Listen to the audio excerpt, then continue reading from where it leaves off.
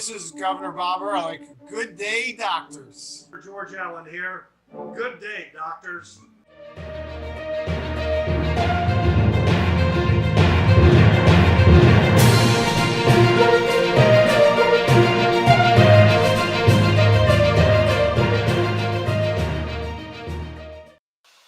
Good Friday evening, everyone. It is Dr. Policy and Political Architect Show. We have Dr. Thornton in the shadows, driving on one of his many road trips. And then we have Dr. Irvine. Welcome, everyone. It's been a long week. A lot of craziness happening this week, Don. I mean, and we have Halloween Monday. We've got Halloween Monday. We've got early voting has started for those who live in Maryland. Early voting started in Florida too. We're getting close to the end of the election season. And tonight, the Phillies versus the Astros. Game one. What's going on, Jeff? Where exactly are you right now? Well, I'm in the mountains just north of North Carolina. So I'm kind of poor reception because it's cell phone service in the mountains. So apologies if it sounds like laggy or whatever. So are you going? Are you head down there? Is that what it is? You're going for the weekend? Yeah, so I try to visit my girls. So I'm just visiting them. I'm spending Halloween weekend with my daughter. I'm dressing up as the Scarlet Witch, and so hopefully we're down there. So looking forward to it. Yes, we know you were out for a couple weeks when you went to Sanctorium. But So it was definitely fun. All right. Yeah. So we were talking about this just before we started, like the large candy bars for Halloween versus the smaller sizes. You have at the Patel household. This is what you'll get. Okay. Yeah, I'm not gonna go to your house just so I can get one. I'll help you. I mean, you know how many? I got like so many of those. It's funny. You buy them at the grocery store? No, I buy them on Amazon because Amazon, you get over. I looked at CVS. CVS. This is a 6.8 ounce bar. It's only 180 calories, by the way. And let me remind everyone, this is a heart healthy snack because it's got almonds. You see. Wait, I mean, 180 calories per serving. How many serves are on there, right? Oh, you want to go to the details? Yeah, because come on, I know the 3 blocks. Yeah, the fun 3 blocks. Are like 90 calories. Okay. If you eat 3 blocks, it's 180 calories. I mean, I just reviewed my interpretation. This is 180 calories. You're learning much from the liberal media about how it kind of disguise things, not reporting on the full fact. Okay? People are going to think, I don't want 100 calories to go out and buy that, and with all those little details in there, and things like that. But I think Hershey's almond is the best candy bar. I don't think there's any candy bar that's better than Hershey's. I'm sure our listeners, can tell us, what's better, but I think Hershey's is the best of, as candies go, candy bars go. That Snickers bars. My wife would probably say, at least above that. She buys this from time. She buys the chocolate from Aldi. Oh, that's like fancy foo-foo European chocolate, isn't it? Well, it's German chocolate. It's not terribly expensive. Aldi,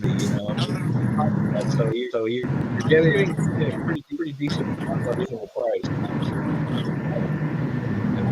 I know a lot of those. Thing going on where she bought a few bars. Like, who's going to open as soon as it gets open? Like, start taking off little boxes of it. I think some of the best. Do like healthy candy for the kids at all? Like apples and such, but that's not the thing anymore. I don't think anyone gives them apples. Does anyone give out like protein bars or like those Cliff bars, whatever those protein. No. Yeah, I somehow I know well that would go over with some, but not that it sees a lot of kids. Our kids like keeping a good enough tally to predict we're going to have zero, or obviously during the pandemic nobody showed up, and we kind of climbed out a little bit. But I'm still not sure. I'm not sure we. I'm actually have to go back and go back to my Facebook post to see what my number was. But I have a feeling it was pretty low, which yes, I guess someone's in the dark. It's Jeff. It's the disembodied voice. A little bit. This is all when we had Jackie on the show on a regular basis. Yes. And she'd be in it, and then as the show. I mean, she was inside, right? Yes. I think she was near as it got darker.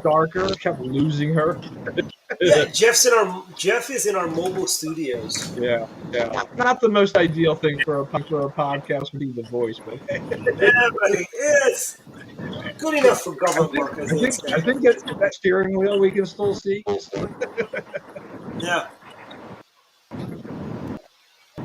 And by the way, did you hey Jeff, I don't know if you remember back in the days. Do you remember getting? Say that again. Do you remember back in the days getting raisins, little boxes of raisins? Yep. And I'm like, why would anybody give raisins out? That's like, yeah, I like that. Why? The little raisin boxes. I like those. Those little sun-made raisin box type things. Yeah. How about the kids collecting for UNICEF? Remember those? Yeah. Yep. I still remember having those little boxes. Hey. That was kind By of the way, these are all going to have Dwight for Council stickers on them too. Make it a campaign for me. Yeah, I've always done that actually for people. Is putting like campaign stickers on them and stuff like that. I did that for Larry Hogan in 14 and 18.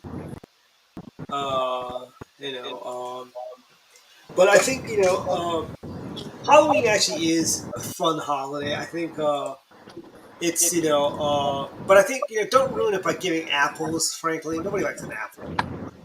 Nobody really likes those sun-made raisins, except I think Jeff. I said he liked those. I like them. Yeah, I do like them. I think looks like Craig is endorsing that idea too. I like the sun. Yeah, Craig likes. Here's the thing I posted a story the other day about how much chocolate prices going up. Obviously, you can see that because you buy the different things, and you can see how the prices, things that you like to buy, have skyrocketed. I'm sitting thinking like, if I had 10 kids, I'd almost better off giving them a quarter each. Than it'd be cheaper than me buying a whole bag of candy at Costco. Yeah, well, even those fun-sized candies have shrunk. Because when we were kids, a fun-size Snickers was about, I want to say it was probably about 3 inches. Maybe. Now it's like thinner and smaller. It's like, it's the problem. It's all shrinkflation. It's because of Joe Biden, I think. Hey kids, actually, I had to print up stuff and actually, sorry kids. Your parents voted for Joe Biden. We can't afford candy, so we're giving you these cards saying to vote Republican. Maybe we should have made a little stick on candy bars saying, "Why shrunk your candy bar?" I like that. I do like that. And just stick them on there and get them home, and the parents would go, especially in Moco. Oh yeah, it's like I could see them go, and then we'd hear stories about some households decided to get political on Halloween by putting political messages on the candy. I'm going to do that. I'm going to print some stickers up. Yeah. I mean, look. I mean, we could put a sign on our door. Sorry, thanks to Joe Biden inflation, we can't afford the candy bars. Good luck. Actually, I ought to do that. This year we've got. We don't have the full-size candy bars this year because of Joe Biden. Or You know. I like this. It's like last week gave out this you only afford to give out this. Joe Biden. Yeah. Well, you can put the little Joe Biden did that. Remember all those scatters? Do you guys remember the Brock's candy? They used to sell them like they were like sour balls and Napoleons and stuff like that. You could buy them, and they were like they'd also have these bulk sections, which you don't even see that anymore for candy. And is Brock's even in business? That's the other question. Is Brock's Probably candy still? things have changed over the years. Because they used to have these caramel candies that they wrapped in foil. Oh, you said Brock's. Brock's, yeah. BRACHS. Yep. So, Yeah, it's the and you don't see those anymore. Like you remember Safeway Giant, they'd have you could take them by they pay for them by the pound. It was actually relatively cheap because it was only like I think it was less than $1 a pound. But now if you go to like places like Sugar, you're paying almost $4 a pound for the candies, and the candy is really not that good. Yeah, that actually makes me think about, we kind of went through that period of time where the grocery stores had that kind of that bulk buying craze. So you'd go into a place like that and you see those barrels or those bins. Mm-hmm. It didn't have to just be candy; it could be nuts and a bunch of other different things. Yeah. Right? I mean, we don't really see that anymore, do we? Yeah, then we had the Tylenol scare. I think that's what ended it. Remember when Tylenols were laced with cyanide? The second time, not the first time. And you probably don't see much of any of that kind of stuff. I mean, it's been slow to come back because of the pandemic, right? Anything that's like self-serve like that, where there's people around there. I mean, I think the Tylenol thing, all these kinds of things, you can't tell anymore about the safety issue. You almost have to have cameras in that section to watch people to give them some assurance that no funny business is occurring over there anymore. Yeah, I got a friend of mine. She worked at Sugar, and she was telling me, she goes, I see kids reaching in with their hands and just eating the candy. I'm like, I will never buy candy from you guys because they're not wrapped in. It's like they put their germy hands in there. It's like, that's disgusting. Yeah, I mean, I think that's always kind of a little bit of the unsettling thing. You go into a store, where you go ahead and you're supposed to be able to grow your own donuts or bread or whatever, the unwrapped stuff. You're like, okay, it's kind of an American thing in a sense, but after everything that we've been through, it's like, is that really the most sanitary way of dealing with things anymore? Well, donuts are incredibly expensive. Now also. A dozen donuts is almost $10 now, I think.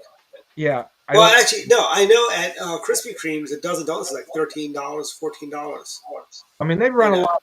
They run a lot of special, like you can buy the regular for $1 if you buy a dozen others, something like that, and sometimes they do $7 dozen. But look at Krispy Kreme to say Dunkin' Donuts. Krispy Kreme donuts are tiny. They're small.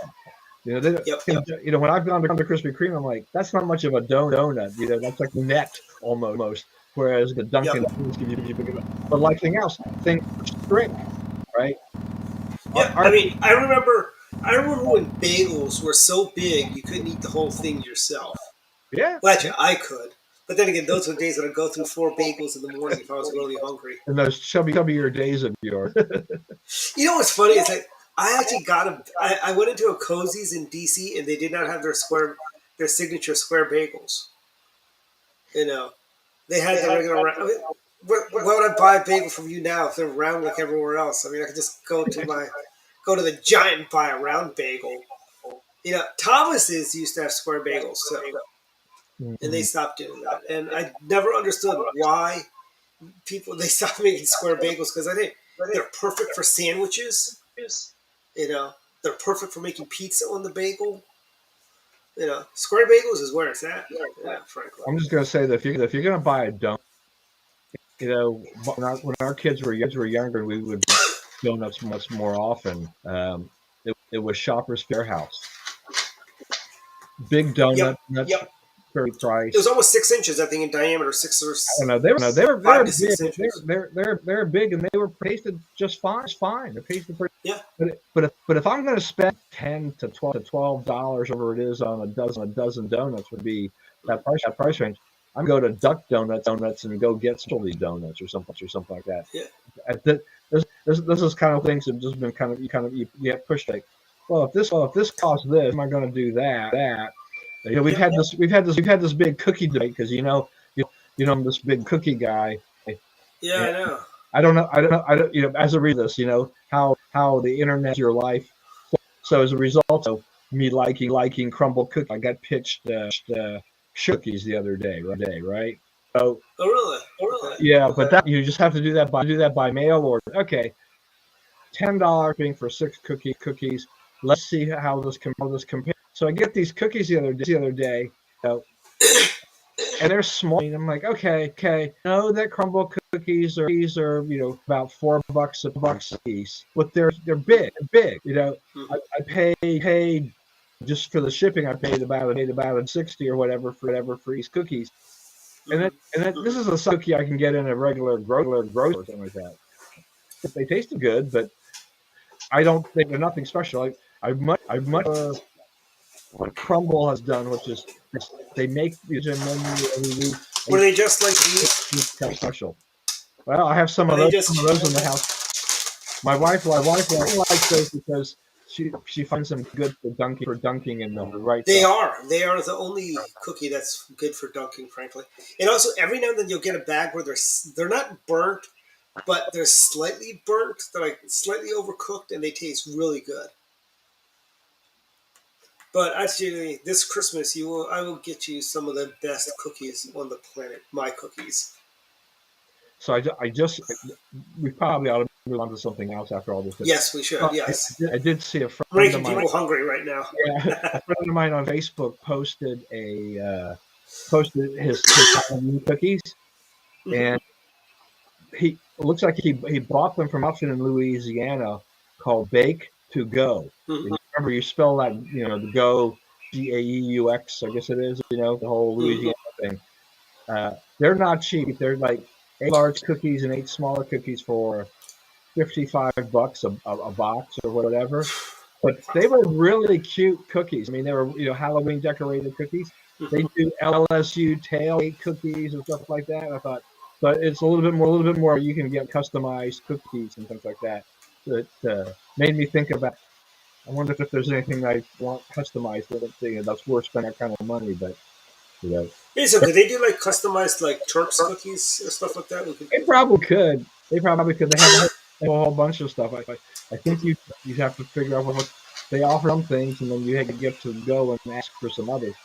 I think I'll look into their website a little bit more and find out what the heck they are. But I just had their Facebook page. It was kind of interesting.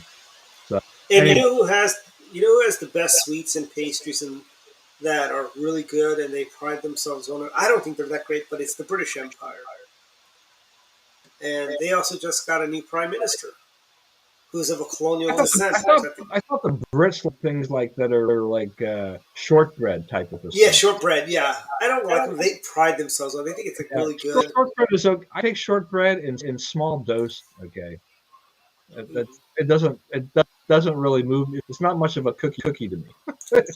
Yeah. No, it's not. But as you said, you know, we had a new prime minister. It's the 3rd prime minister this year. You know, in Great Britain, Rishi Sunak. This is the first colonist. Yeah, well, he's got a pretty good. You know, he is the youngest prime minister in 110 years, I think it is. Oh, wow. Yeah, it's pretty amazing. He's only 42 years old. His wife is part of a wealthy family, which I believe, correct me, Dwight, if I'm wrong, that her family founded InfoSeek, I think. Huh? What did you say? InfoSeek, the internet thing in India. Yeah. You're right. Yeah. So she's got, you know, she has part of his family. So, you know, he pretty well as you know, a hedge fund guy or whatever, investment guy. The real money comes from his wife.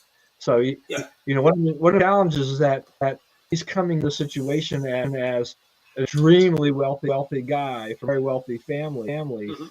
with the economy that's in worse shape than ours. And I don't know about you, but I think that Liz Truss really got the short end of the stick on this. Yeah, I tell you, Liz Truss. One of the fun things about it, somebody was, and I think they were making fun of her, but they were saying like, somebody from the Federalist wrote something about, said to the essence, Liz Truss got to be PM and she found out, oh, I'm actually going to have to do some real work at this, not just party after party, And I think, that's kind of giving her a raw deal. But, here's the thing. Let's see what this guy does. They've got elections coming up in the Empire soon. They've got, and here's the thing. This guy may actually bring a fresh perspective on things, coming from the business side. Because, in Great Britain, members of parliament do not leave being multi-millionaires like they do in America.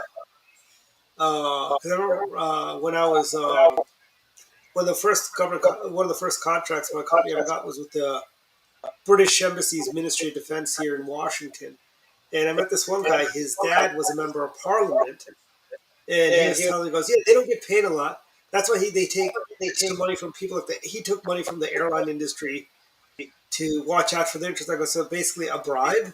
They go, "No, it's not a bribe. He's just they paid him extra money for odds and ends.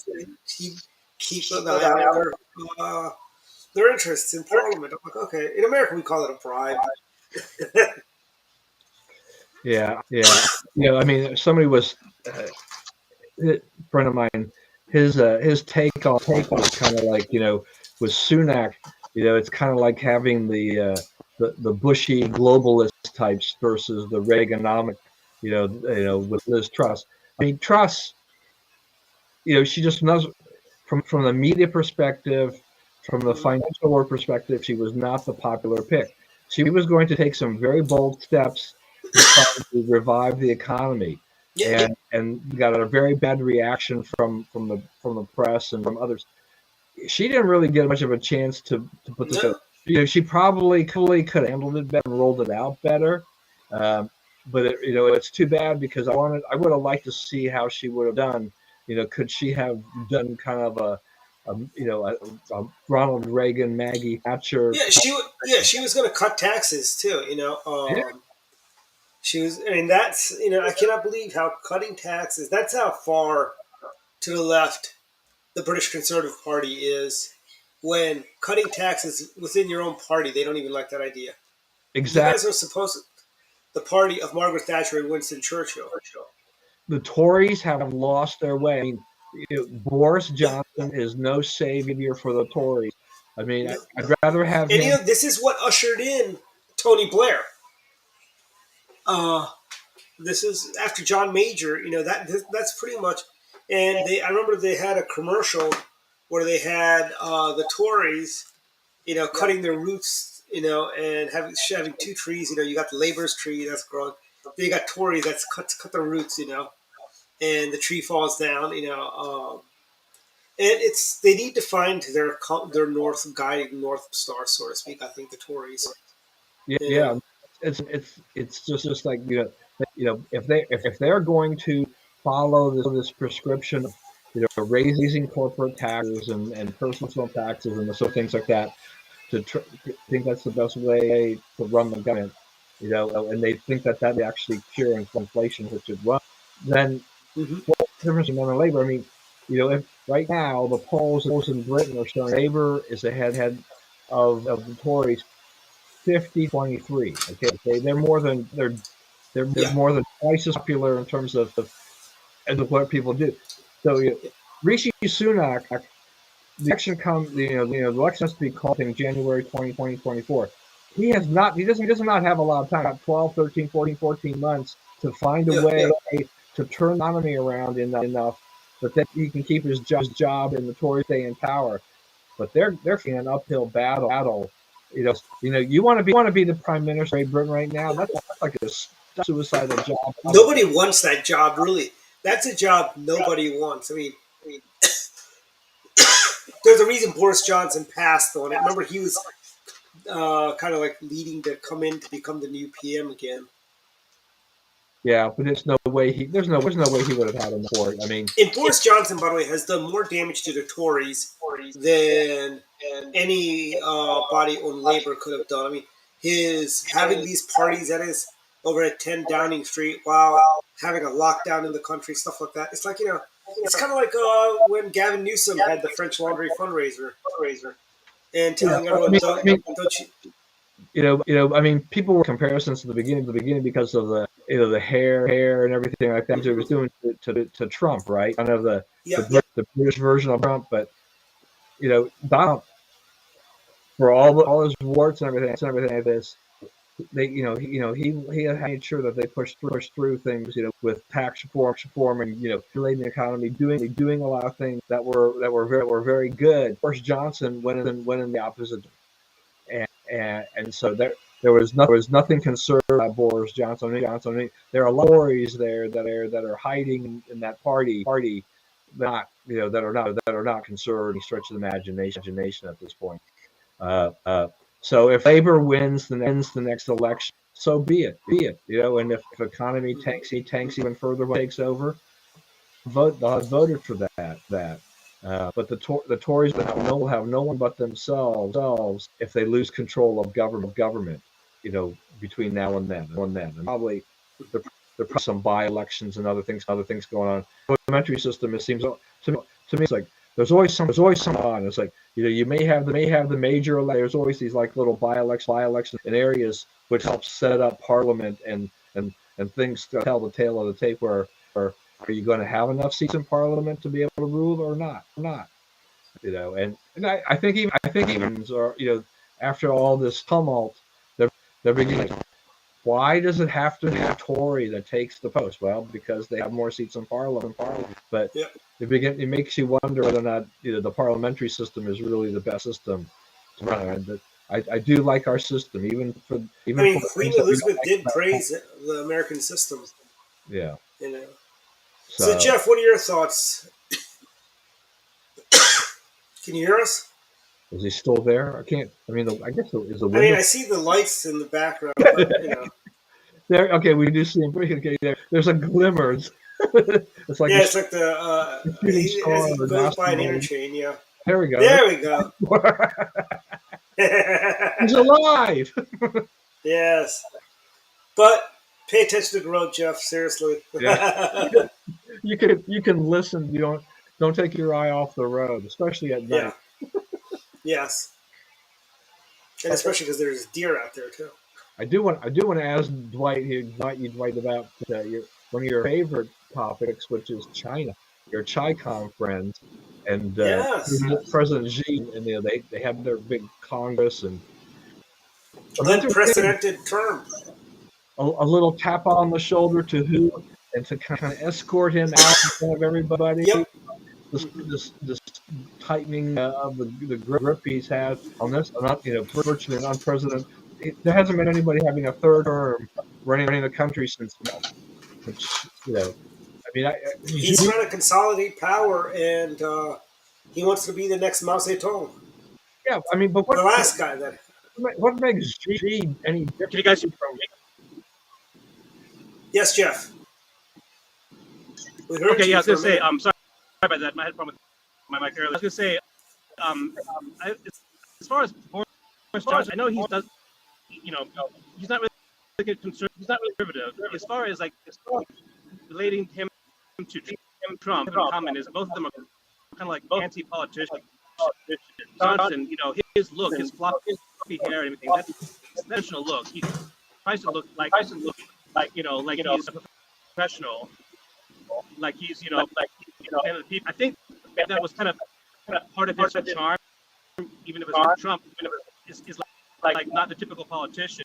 I don't know. I don't think that his politics were what he was doing from a political standpoint was he was trying to appeal to like the common.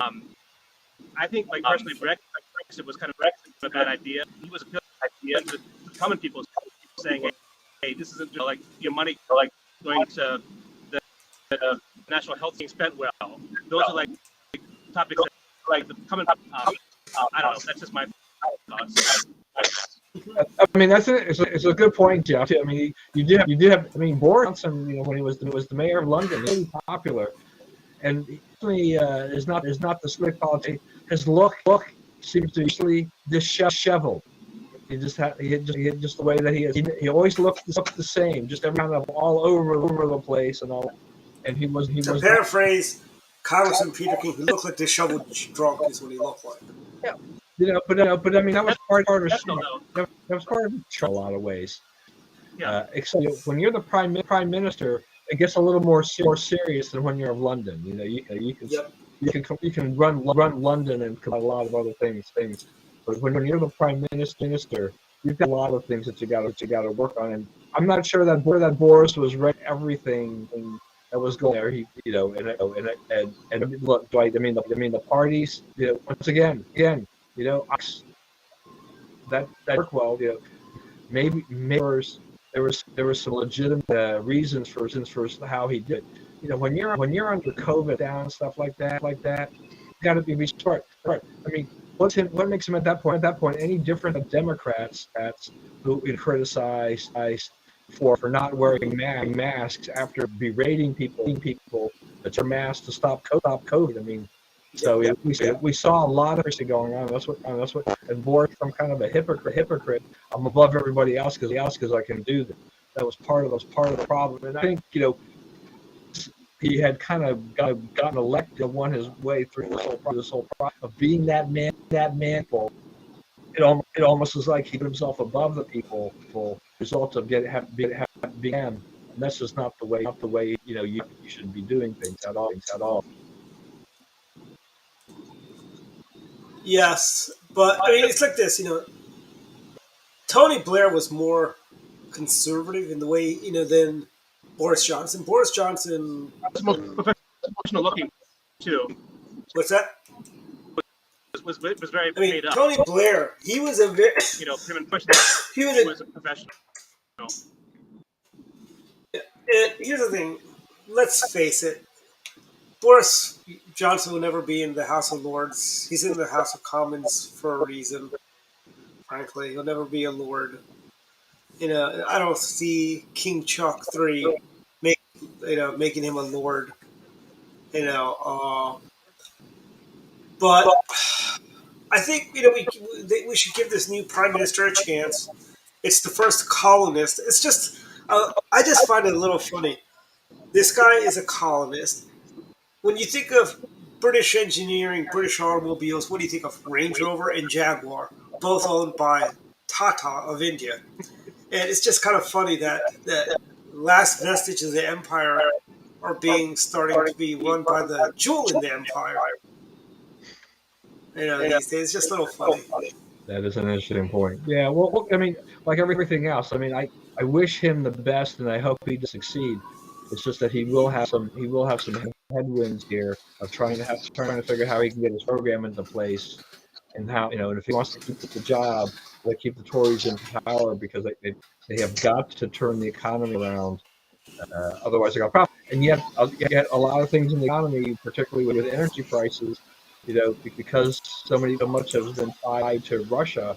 They've people. That's going to be tough as long as war in Ukraine keeps slogging along.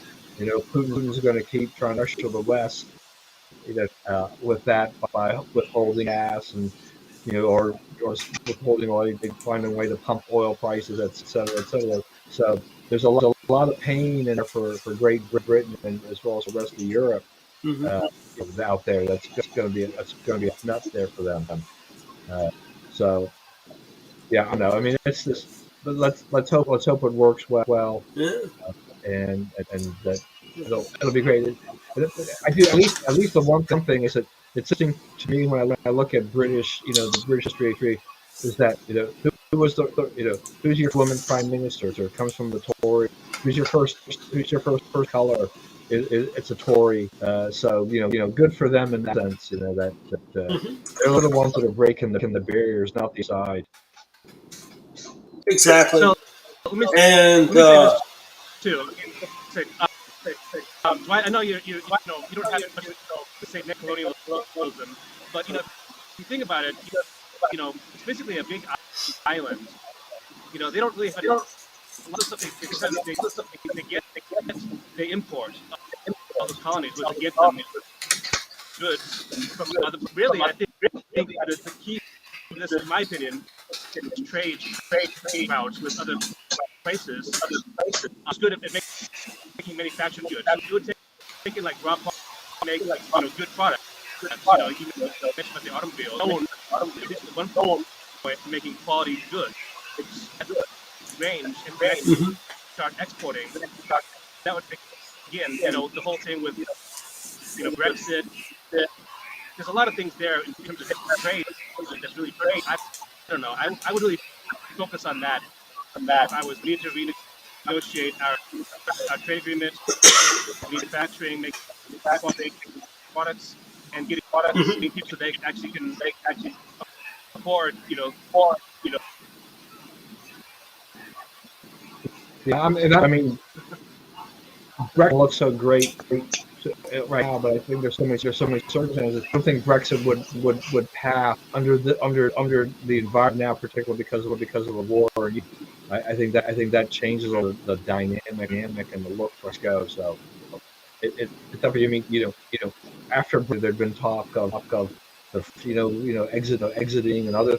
You don't hear that right. Because they're so precarious and trying to get old other things, and the pandemics, supply chain that are still plaguing the world. To break those things up, this is a wise choice at the time. But what's kind of like a series Yeah, of and unfortunate events. You had COVID, then you had the war in Ukraine. I mean, all these things, bad thing after another. so Dwight, let's talk elections because yeah, you're just getting closer and closer and closer. General election, yeah. midterm. You're getting more optimistic by day, minute by minute. It's minutes. Yep. I think we pick up Georgia, Arizona. We win Nevada. That's 3 seats. We hold North Carolina. We hold Pennsylvania. That's how I get our 3 seat majority in the United States Senate. And then I've got my long shot of us because the race in New Hampshire, the Republican is closing in there as well.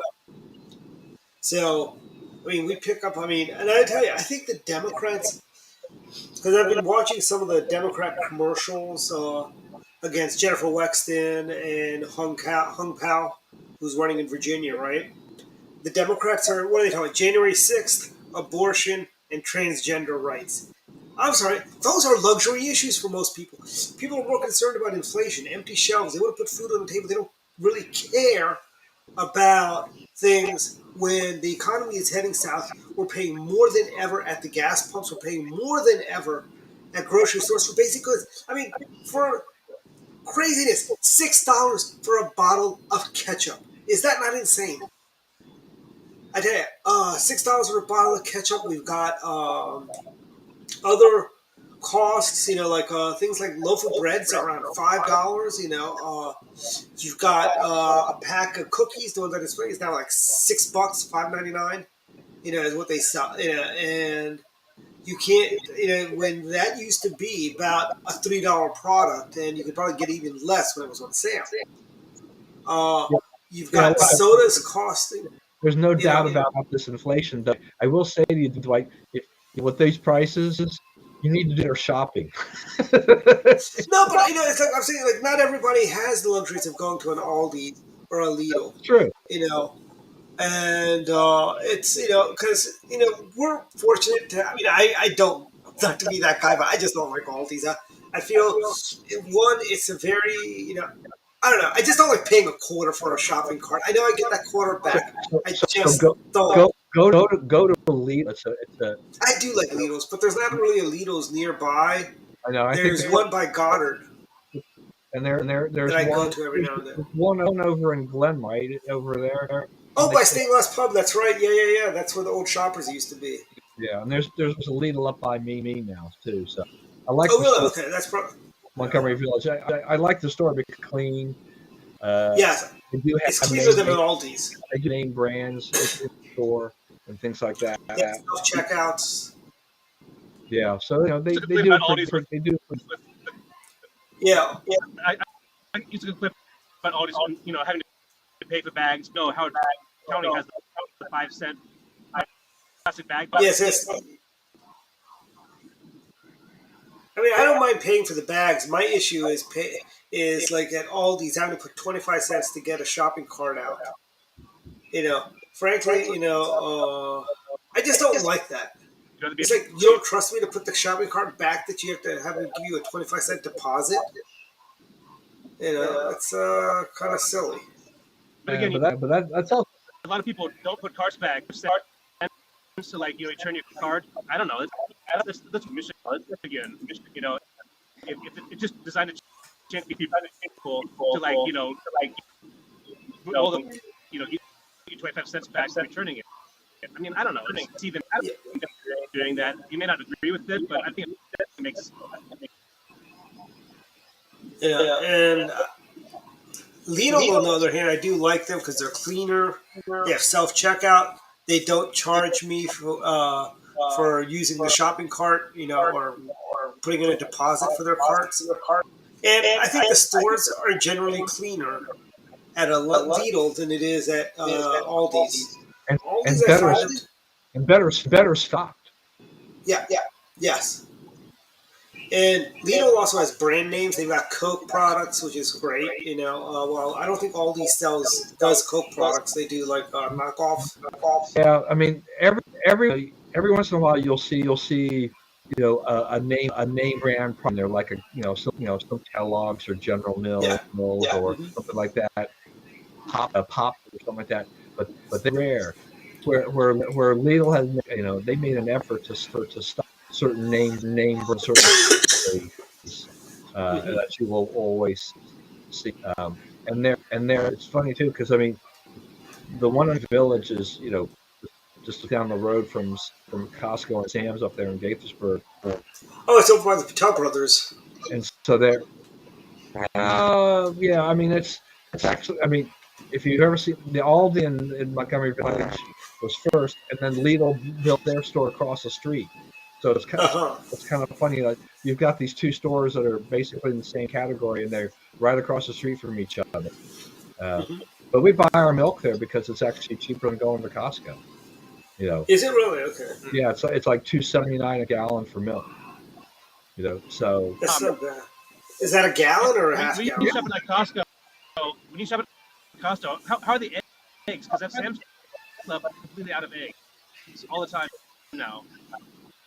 Yeah, Costco's right now. Costco's our main place to go to eggs because it's the best price. My wife used to buy eggs at Walmart before everything went crazy in the last year. But now we pretty much stick to Costco because the price of eggs is ridiculous. But at least Costco sells those double packs or whatever.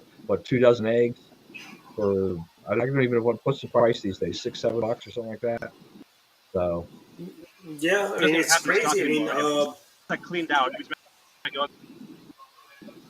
Okay, look, that's a whole another conversation about Sam's versus Costco. We have memberships at both stores, but there's no comparison to Costco versus Sam's in terms of product selection and the way they run their stores and then everything like that.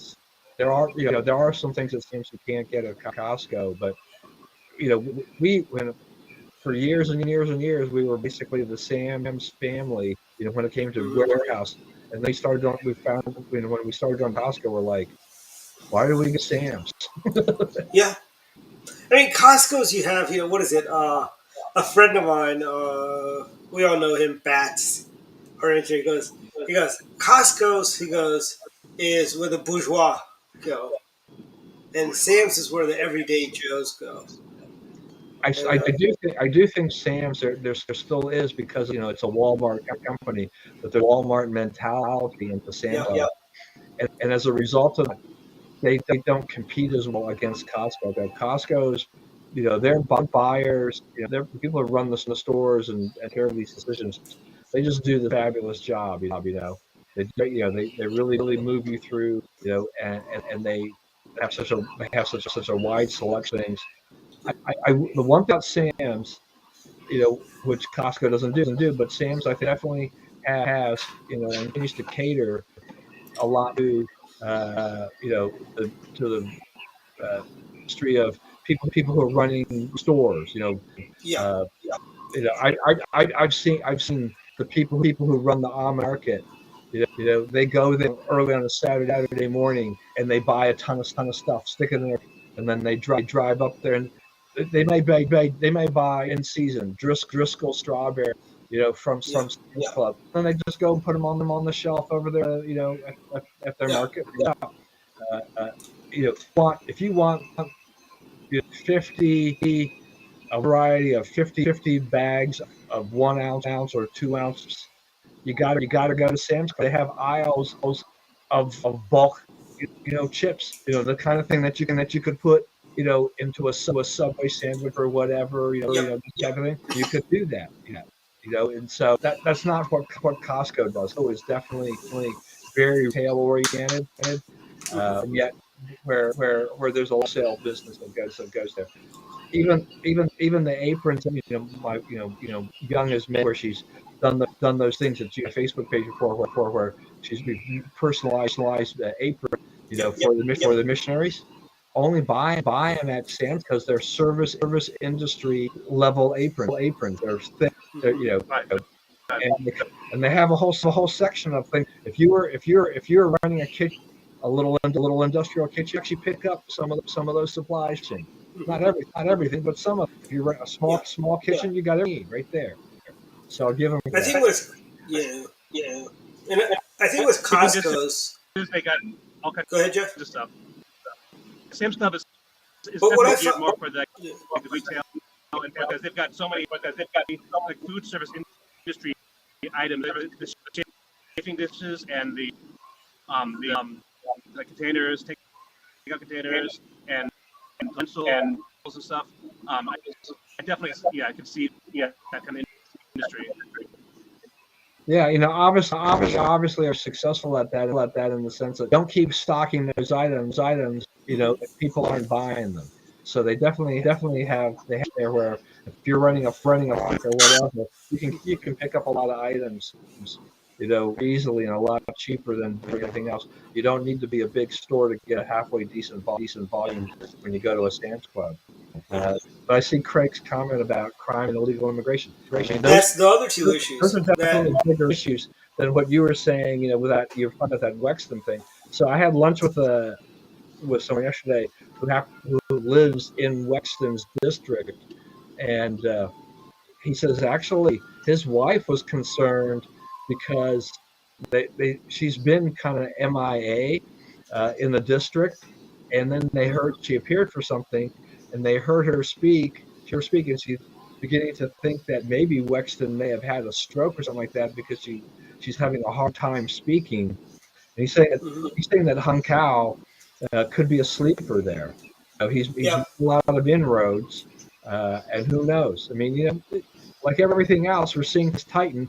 The big I think. question, is that how much of this, as we're down here, getting down to the wire, how much of all this last minute stuff is going to affect the outcome overall when you have Mhm. early voting and when you have mail-in voting that's going on, where a lot of people are casting their ballots, before a lot of this development. I mean, Georgia.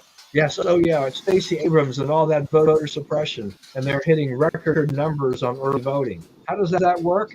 Well, Karine Jean-Pierre, the White House, right? She says that can happen simultaneously, right? you can have turnout and voter suppression. Yeah. So, And I'll tell you, in Virginia, let me tell you, the bellwethers are actually going to be. I think Jen Kiggins, she's going to win that seat, which is the Virginia Beach. It's the old, I believe it's the old George Allen congressional seat. To an extent, I think she wins that. I think Hung Kao wins. If Hung Kao wins his seat, it's gonna be the start of a bad night for Democrats. Frankly, I think there's also an outside chance. It's not quite the same district that Gary Franks used to have in Connecticut, but there is a it's the remnants of that old Gary Franks district in Connecticut that the Republicans may pick up. And I mean, a Republican pick up in Connecticut, that's just like it's like if we were to knock off, it'd be it's like us picking up a Republican, having a Republican pick up in Baltimore City, so to speak. You know. Yeah. Well, And we may actually have that with Nicolai Ambrose and Eurypsy Morgan, who both will be representing parts of Baltimore City, I believe. And I think we may pick those two up as well. that would be phenomenal if that happened in Maryland. Yeah. I'd like to see Virginians throw out Hamburger as well. Oh yeah, I think she's going down. Spanberger is, and by the way, when they attack Yeasley Vega on things like how, and which is utter lies, she is not for banning abortion, for rape and incest. I mean that she's actually been on the record of saying that the exceptions are rape, incest, and the life of the mother. For abortion, and you have the House Democrat PAC running commercials saying basically that are utter lies. Where is fact checker? Where's PolitiFacts fact checking these liberal ads that are just totally out and out lies? They did the same. They say how they have this person who goes five law enforcement people died on January 6th. And and they're being so indignant about that. But what about all the law enforcement folks that died during the riots of the summer of 2020? All the vandalism, all the stuff that happened there. The Democrat Party was silent. Just like we just heard today, Paul Pelosi was attacked by a hammer. And all of a sudden this guy's being locked up. If it happened to you or me, the guy would be walking on the streets by now. Yeah, that attack was horrible. But the reaction, by some of the liberal crazy, and I mean, there's a lot of outrage about what happened on January, and right so, in the sense that I don't think anyone endorses anything that happened there. There is that short-term memory because the riots that occurred across from Black Lives Matter, Antifa people, devastating. I mean, they were putting things up. The burning, and just all the other violence that this is something the left doesn't want to talk about, and I don't think it's a valid comparison. But I think the valid comparisons, with that.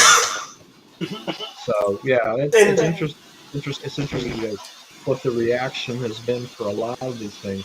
And then we see guys like we saw the Fetterman debate the other night, and then Chuck Schumer getting caught on the hot mic with Biden, thinking that it looks like the Fetterman debate really hurt them, but he says we're going downhill in Georgia.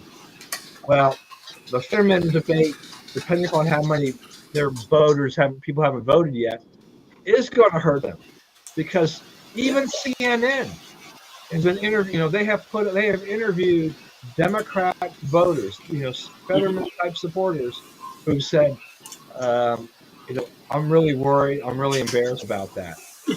Fetterman's tried to play that down. He tried to play off of that thing a little bit, and try to turn some of the things that Oz said against him, but Fetterman clearly showed that he is not healthy enough. He is not able to actually function as a U.S. senator. And the fracking answer was an absolute disaster. It was one of the worst answers I've ever seen given. And this is what should be terrifying Democrats. Christine Drazan is running for governor in Oregon. She is now ahead in the polls in Oregon. And I think we're going to pick that seat up, the governorship there up in Oregon. And it'd be the equivalent of, let's say we had a Democrat leading in Texas for governor. We're talking like having I'm not talking about Ann Richards, who pretty much would be drummed out of the Democrat Party today, but having a Beto O'Rourke leading the governor's race in Texas. That is how crazy it is. Lee Zeldin, I think, wins it in New York, which is another one that's that's another flip, from D to R, Oregon. I think there's a lot. We're going to hold Georgia. I wonder if Stacey Abrams will be conceding right away, or is she going to not concede again? Yeah, I know. She hasn't. She's Never- not. Well, I wonder if she's when she concedes. We should ask her: are you conceding from 4 years ago or from tonight? Which race are you conceding? Yeah, and we've got. I mean, I think we hold that seat that we won in the special election in Texas. Who, by the way, the woman has been banned from joining the Hispanic caucus on Capitol Hill, which is funny because it's now become like a Democrats only club. Those colleges, where they're liberal, when there's a Republican that wants to join because of their heritage or the color of their skin, they're like, no. Yeah, they didn't let what's his name join the Black Caucus. The congressman from Florida. I'm trying to think of his name. Name fails me. Alan. Was it Alan? It's not Alan Scott. Is it Donald? No. I'm talking about No, this is the guy that he's no longer there. He lost. He's done speeches in Maryland a lot. He did the AIM. He's the Benghazi. He was head of your. You mean Alan West? There you go. West? Yeah, he was denied membership in the Black Caucus. But there, some Florida. What was that guy's name? Guy's name in Florida? Is it Byron Donaldson. Oh, Donald. Yeah. Yes. I mean, I'm sure that a lot of these guys have tried, and they're like, have failed, which just shows the hypocrisy of these. It's really nothing but a liberal club, not really based on the blacks or Hispanic caucus. They're all just complete misnomer along the way. On Zeldin, he kind of missed opportunity on this debate. When Hochul was, I don't understand why kind of obsessed with him. it's like yeah. Are you aware of what the crime is in New York at all? Yeah, I mean, it's starting to look like the days of Ed Koch and David Dinkins in New York. Frankly, you had Geraldo Rivera defending how it's not as bad as the '80s, and I tell you, Geraldo is nothing more than a mouthpiece for the radical left, frankly. I know. I still think that I have to label you as the optimistic man in America when wins elections. Those are extremely optimistic predictions, which I think some of them. I mean, I'm still a little bit skittish on the Senate. To whether or not the Republican passed 50, but I'm a little more optimistic than I was 2 weeks. I might be willing to move my House prediction up a little bit. I thought they could get. I thought without batting an eyelash, they could get to like 230, but they could probably go higher than that now because I think the momentum is moving in their favor. We had all that talk, months and months and months ago about red wave, all this stuff was going to happen, and then then started to shift back a little bit. The Dobbs decision came out, energized some of the Democrats, but they're making a mistake. Biden is talking about the economy, and he wants to talk about doing really well according to Joe Biden. Roe v. Wade. It's like, and the Democrats, even Bernie Sanders, he thinks we need to talk about the economy, but they're, what Biden thinks that GDP was up, but the GDP numbers have actually been kind of quirky, and they really haven't reflected how the economy is functioning. Even the negative figures for the last 2 quarters were a little quirky.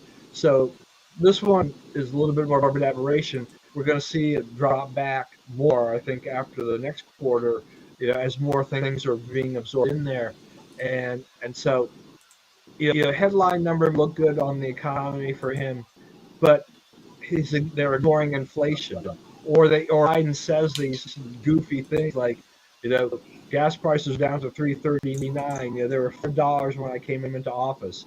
No, they were not. Yeah, it's like who does anybody really believe that? Well, when he says stuff like this, and he had the thing about the student loan thing, When he was in an interview and he says, yeah, he says, I got that passed by a vote or two. There was no vote. That was just diktat, right? I mean, that was. And here's the thing that nobody. Winter is coming. Natural gas is going to be up 28% year over year. Heating oil is up 27% year over year. And a lot of the homes in the Northeast and a lot of homes in our area in Maryland, they run on gas, oil heat, and gas heat. And it's like, are senior citizens going to be turning down the thermostat so they don't have to, to save some money on, because of Joe Biden's and the Democrats' failed energy policies, where they don't want to frack, they don't want to drill, they don't want to use nuclear, and that's the problem with the Democrats. They talk a good game about the green agenda and all that, but it's like, you get to this by using all the above options. If environmentalists were really honest with themselves, they would admit the fact that nuclear energy, nuclear power, is the cleanest and most efficient form of alternative energy sources for the country. It's cleaner than, more efficient than solar or wind. It's cleaner than coal, and it's relatively inexpensive to produce. And we could, the Europeans, they shut down all of their nuclear power plants. They should be firing those back up, frankly, for this winter, opposed to praying for a warm winter. And what's that? France? Yeah, France does. Yeah, Germany shut down. Germany should have started firing up last spring, frankly, their nuclear power plants. Where now they're hoarding firewood to heat their energy. I absolutely love,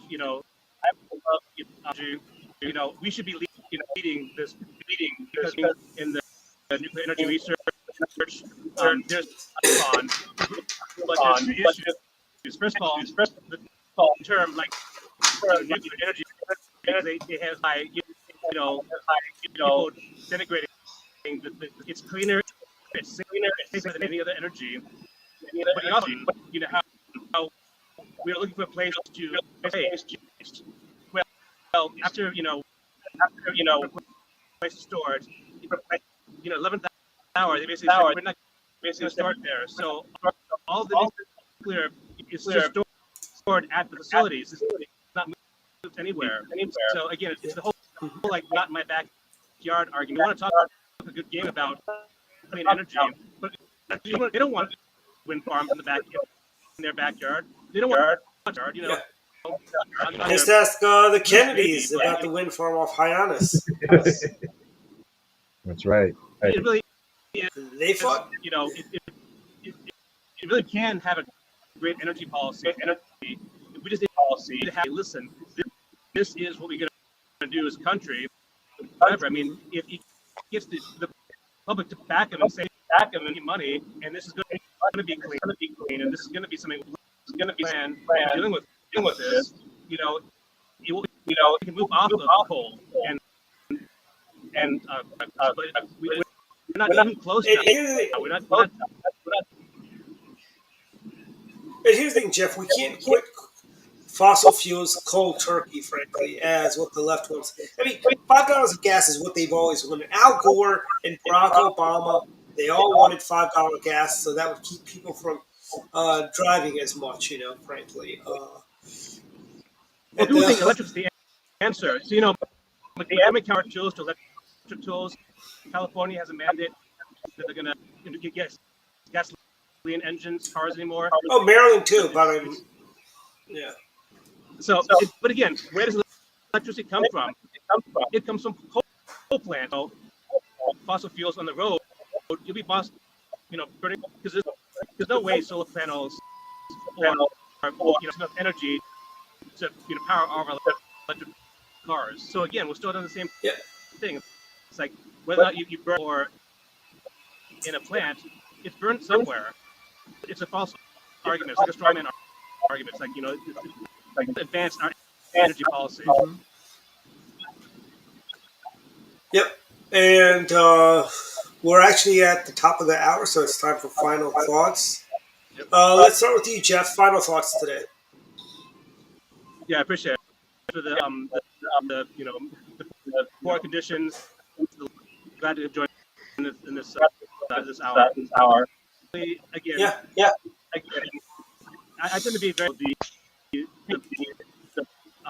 um, to talk about issues of the heart, like you mentioned about abortion, gender rights. I understand those are vote with their pocketbooks. They vote with their wallet. All the stuff we're dealing with the, cost of everything inflating. That's the issue that people care about the most, I think. I think that people are going to start to vote Republican again because Republicans have supported, economic policy. So again, I think votes just because of that. People are going to say, hey, when it comes down to it, I care more about how much money I have, some other rights. Anyway, I'll let you guys talk about your final thoughts. Okay. Hey, Don, before we go to final thoughts, I do want to. This is for our friend Craig and Jeff. This is for you guys. Because I know you guys like the California raisins. Just for you.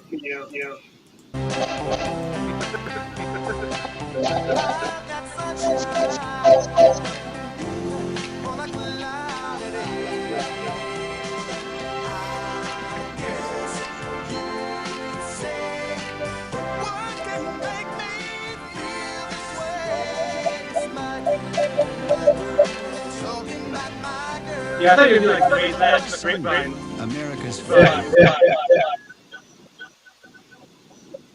Yeah, it's like, so yeah, well, that's for you guys. Anyways, final thoughts, Don. Try to follow up the. But I'm surprised they have not canceled the Sun-Made Raisin Gal.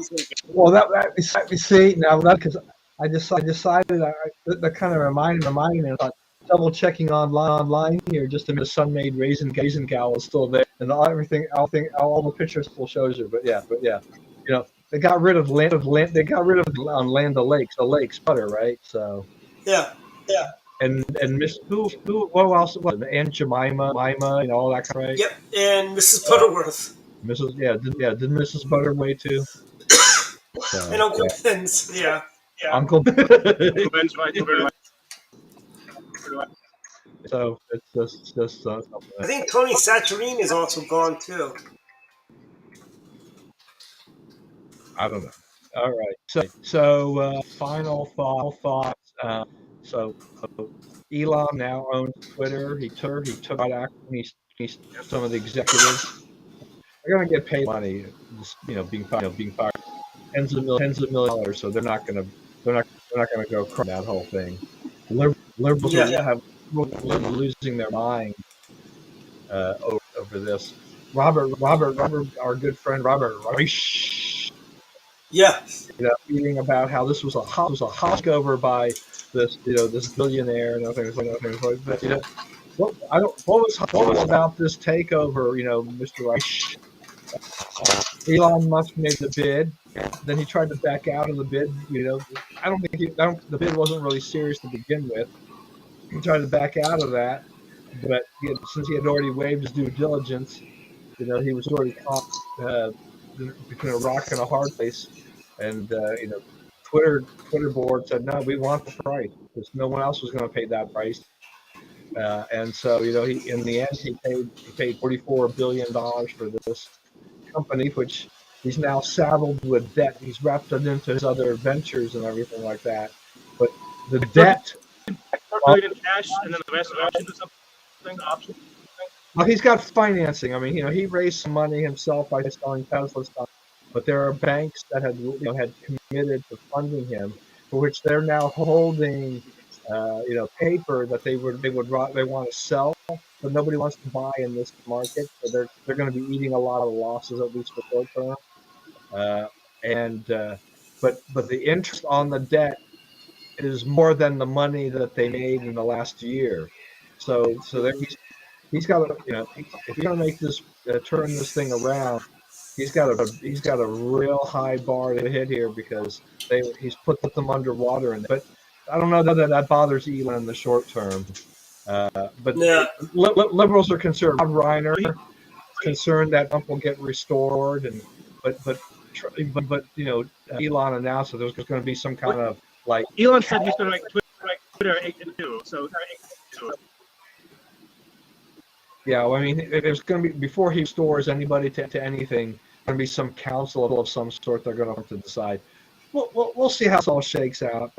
Advertisers have pulled back a little bit. They paused their advertising and things like that.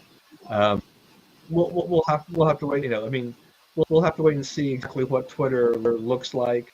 Yeah, I tweet anywhere near as much as I used to. 5, 7, 8 years ago. Mm-hmm. I think Twitter become kind of a cesspool, and it kind of was just a handful of people who really love it and live by it. So, but liberals, they're unlikely to abandon it because of Elon Musk.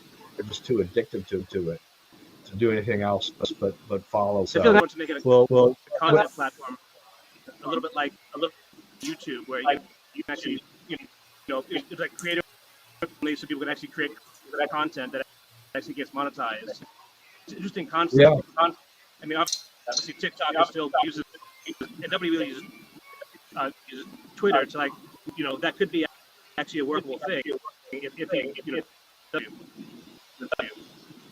Yeah. I mean, he's got to remake company. He's got to change direction because what they're doing is not long term. That's not a formula for long term success.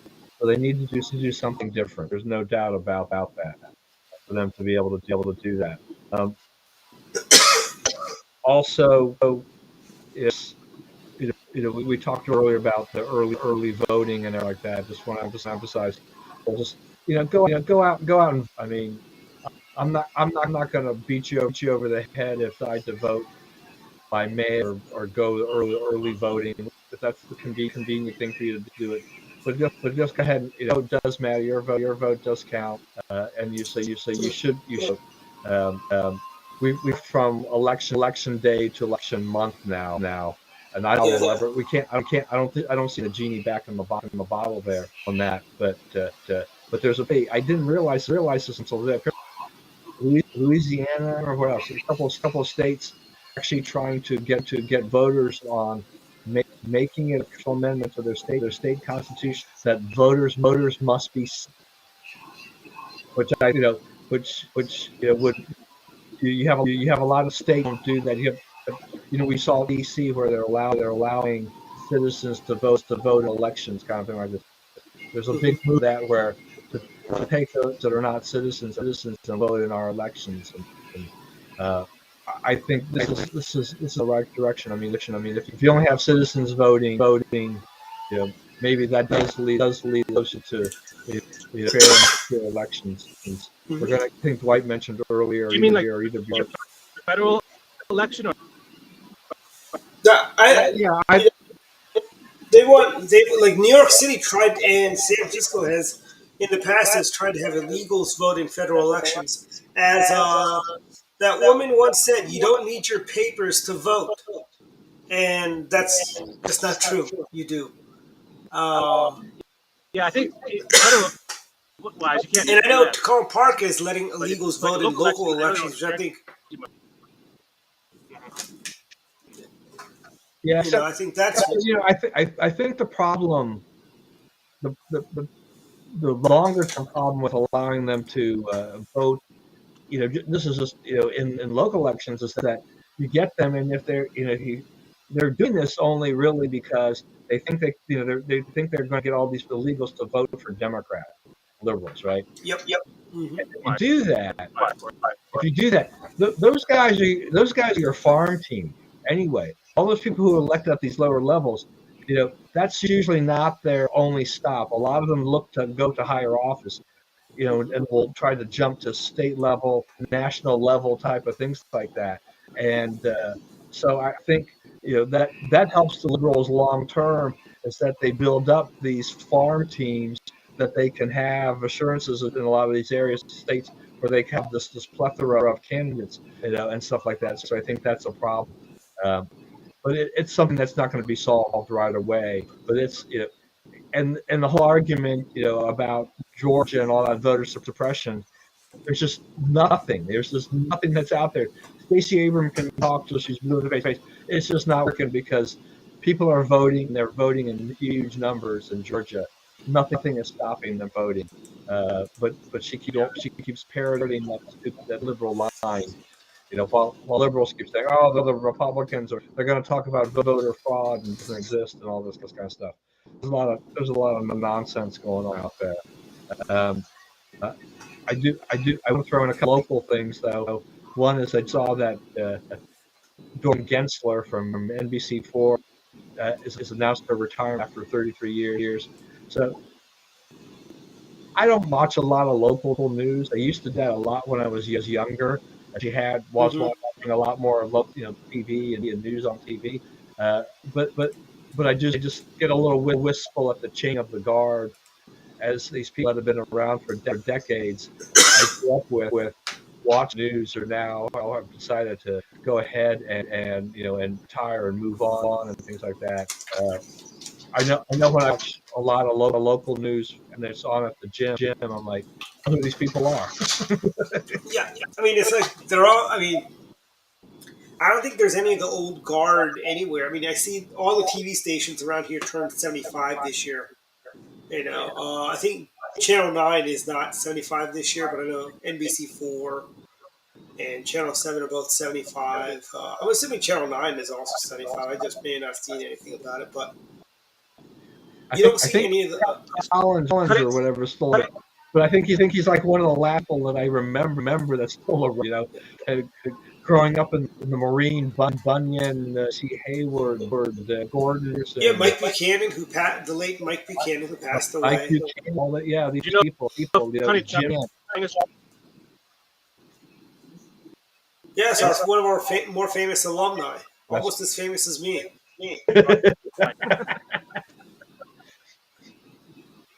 Yeah, where do you? What is it? Goldie? Is it Goldie Hawn, Connie, and then Dwight? Actually, no, it's actually Dwight, Goldie Hawn, and Connie.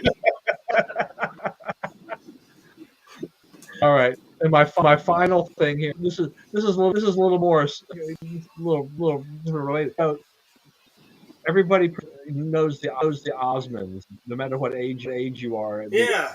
In general, because so there was a day which surprised me. I mean, which was that Merrill, one of the Osmond brothers, who's retiring from the music business, chose to serve what we call a senior mission in the church, for the Church of Jesus Christ of Latter-day Saints, and he and his wife have gotten their assignment, and it's coming to Washington next year to be visitor center, which is right by the temple. So for me, this is a very interesting to me because I work with these people all the time, and that's part of my volunteer assignment is to work with the quote senior missionary. So I'm really kind of just exactly when he and his wife arrive. I don't know. I have a lot of these young. They won't know Merrill Osmond for many. They're 18, 19 years old. Their parents and their grandparents surely know the Osmonds. And I can. So it's not Donny Osmond. And that the requests are going to be like I can see these requests coming in from the mission, from their parents saying like, make sure you get a picture with Osmond. We want that picture of you as from your mission, is to have a picture with Merrill Osmond or something like that. Who knows? Will Donnie and Marie show up in D.C. to visit their brother? Who knows? I tell you, you'll know when there's when on a Sunday you'll see cars parked around the corner. Donnie and Marie are there. Maybe they could do a fundraiser for the church, the Osmond Family Reunion Tour. Hey, look, I mean, didn't they used to do a Christmas special every year? The Osmond family. Yeah, I guess they probably did. Yeah. There was a lot of that in the old days and stuff like that. When you could say Christmas. But we had that. The Partridge Family too. Yeah. What's that? You said Partridge Family. Partridge Family too. Oh yeah. Yeah. Yes. But Dwight, you just brought up something that's kind of interesting because being assigned to the visitor center is an interesting assignment. So if he shows up in like January, February, March, I don't know when he's coming. exactly. We do have a couple that's scheduled to leave sometime in January, I know. So it could come then to replace them. But what would be interesting is that at Christmas time, starting on December 1st, the visitor center, is they're going to reestablish what they couldn't do during the pandemic, which is their festival of lights. You'll buy, you can see all the lights on the temple grounds, visitor grounds, and they have basically 31 days less of nightly programming from all kinds of groups, all kinds of different churches and groups come in and perform, do different things and stuff like that. A real, very interesting cross-cultural thing. I mean, there you've got Merrill Osmond. Would he get some of his siblings to come to town during the month of December of 2023 to perform? Who I'd say knows? he would. I'd say he would. I mean, it's Just it's for a good program. cause. Can you imagine how jammed that would be? Yeah, I tell you, you'd have to hire like Well, valet parking that day. I don't know. I mean, my head is exploding with that these we listen potential things. to the more time that require performance. So if they start doing something like that, yes, listen to that. What was their big song? A little bit country, a little bit rock and roll. Was that their big song? The Osmond family. Yeah. I know. But anyway, so that's it. That's some speculation. We'll have to watch 2023. There you go. The Osmond family reunion coming to the visitor center 2023. So who knows? I mean, I may get those. If the Osmonds visit, get lots of pictures with the Osmonds. I'll be a celebrity There you myself. Yeah. So, That's it. okay, my final thoughts. I'm going to start with a video along the whole theme of California raisins. So here we go.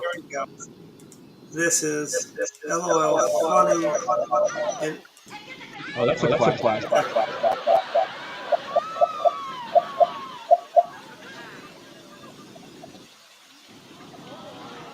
there you have our sun-made raisin cow.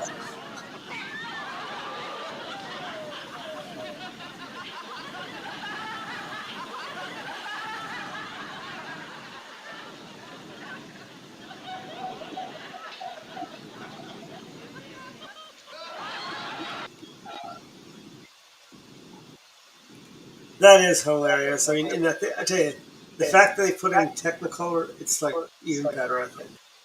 But my final thoughts: early voting. So vote Republican unless you like the high price of gas, inflation, crime. Uh, everything that should be down is up, and everything that's up, that should be up is down. Vote Republican, and as that one Democrat said, it's the economy, stupid. It's the economy, stupid. Are you better off today than you were 2 years ago? And I think the answer for probably about 90% of Americans is no, they're not better off today than they were 2 years ago. Other final thoughts I have is Halloween is Monday. Patel household, big size bars. Come on out for the fun stuff. Also, we have also coming up is the annual Christmas party, December 4th. We're getting to that. And that's going to be at the Penthouse, our usual location in Kensington at the Waterford. We're back there now that all the crazy pandemic restrictions about masks and all that is gone. So it'll be a lot of fun, and it's totally a free event. All we ask is you bring an unwrapped toy or a $20 check made out to U.S. Marine Corps Toys for Todd's Drive. It's a great cause. The Marines enjoyed it. And big announcement, I've decided I will be running for third vice chair of the MDGOP this fall at the convention. So I'm going to be running for third vice chair for the state party. And Current third vice chair. What's that? Who's the current Our chair? current Gary Collins is our current third vice chair. And I will be running for third vice chair. I think some of the things I bring to the table that people I know help with Lincoln Day dinner speakers, help with graphics, help with tech stuff. So yeah, there's a lot of things I can bring to the table. And the last and very last, what do you call it? Yes, I do like this. This is funny. The Italian version of Holy.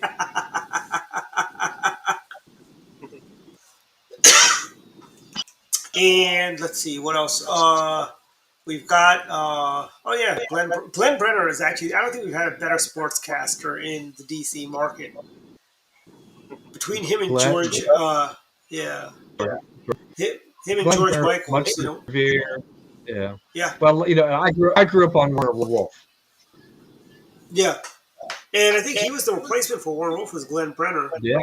And I know Yeah. there was a big competition between George Michaels and Glenn Brenner for the longest time. Yeah. And The George sex machine. yeah, I preferred Brenner. I mean, George Michael was very, very, he had a great career, but I really loved Glenn Brenner. mm-hmm. And they're both gone on to a great beyond. At least I think Glenn Brenner's also passed on. Oh yeah, no, Actually, no, I Brenner. won't. He passed away a long time ago. Yeah, didn't Brenner die of cancer or something? Yeah, yeah. And that's what started the revolving door of sportscasters at Channel 9. They brought Warner Wolf back and they canned him. Although Channel 9 at that point had a very bad management team that was getting rid of people left and right. They got rid of Frank Herzog. They got rid of Ken Brew. They got rid of like a lot of good people. And they got rid of the entire morning show cast, which is probably one of the better morning show casts in the DMV, and they actually did a great job doing the weather and so on. I mean, there was a time when if you were like asleep for about 25 years and you turned on Channel 7, you saw the entire Channel 9 news crew there. You saw Doug Hill doing the weather, Gordon Peterson and Maureen Bunyan doing the news. It was fun. It's funny, but and that's just double check on Brenner. It was 44 years old, died of tumor. Yeah, and George Michaels passed away a few years ago. And I think he passed away. Him and Jim Vance passed away in a close cycle. But we are also for all those. Evidently, Diwali was last night, not on Monday or Tuesday or Wednesday, as I thought. So happy Diwali to everyone who celebrates, and we are on the way to. Yeah, I know. Where's John Midland when I need him? Seriously. And then we have also, it's funny. Brett Herbeck, a friend of mine, ours from the old days, from the LI days, right? He posted something about Diwali on Thursday. I'm like, aren't you? And he's doing it. Oh, yeah. I'm like, okay, so I was wrong. And we're fastly approaching Halloween, and then it's Veterans Day, and then Thanksgiving, then Christmas, everyone, and Hanukkah, and all the fun holidays of December. And I think people are like, I think this is the first season we're going to have where things are back to normal, per se, where we'll see people actually going out and doing Christmas things. I wonder if they're going to bring back Black Friday shopping on Thursday again this year. But that's all for my final thoughts, everyone. And see everyone next week. Yep, see everyone. We ran way over. Yes, we did. I know, 30 minutes. Wow, crazy. We hope you enjoyed it. It was good. Yeah. It was. Good night, everyone.